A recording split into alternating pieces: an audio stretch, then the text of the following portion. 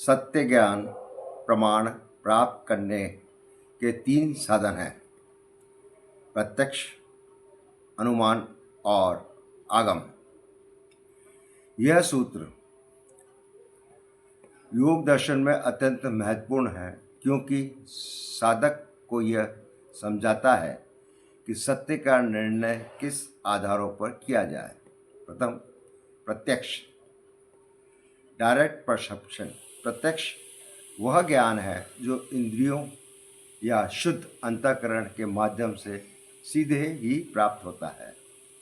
योग दर्शन में प्रत्यक्ष तभी प्रमाण माना जाता है जब इंद्रियां, मन और बुद्धि भ्रम, पूर्वाग्रह या विकार से मुक्त हो।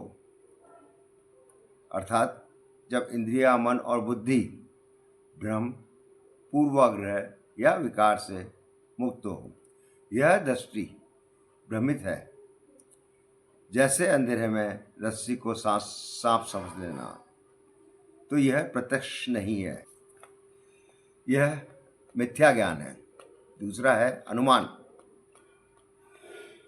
इंटरफेरेंस। अनुमान वह किसी ज्ञात तथ्य के आधार पर किसी अज्ञात तथ्य का निष्कर्ष निकाला जाता है, उसे अनुमान कहते हैं। अनुमान बुद्धि का कार्य है।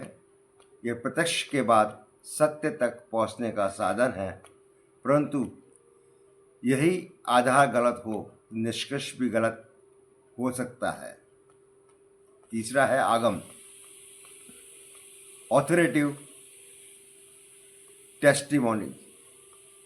आगम का वह ज्ञान है जो विश्वसनीय गुरु, सिद्ध पुरुष या प्रामाणिक शास्त्र, वेद, उपनिषद, भगवत, योग सूत्र आदि के उपदेश आदि से प्राप्त होता है। दर्शन में आगम तभी प्रमाण जब यह विश्वसनीय स्रोत से हो और साधना द्वारा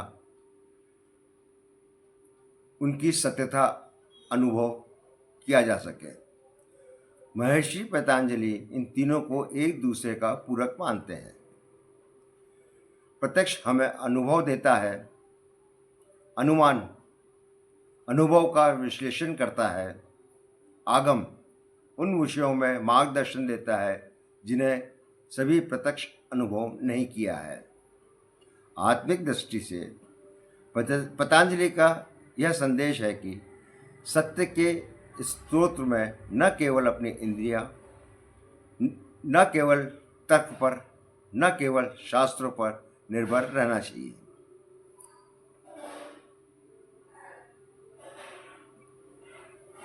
प्रत्यक्ष अनुभव युक्ति संगत विचार, अनुमान और प्रामाणिक शास्त्र एवं गुरु आगम है।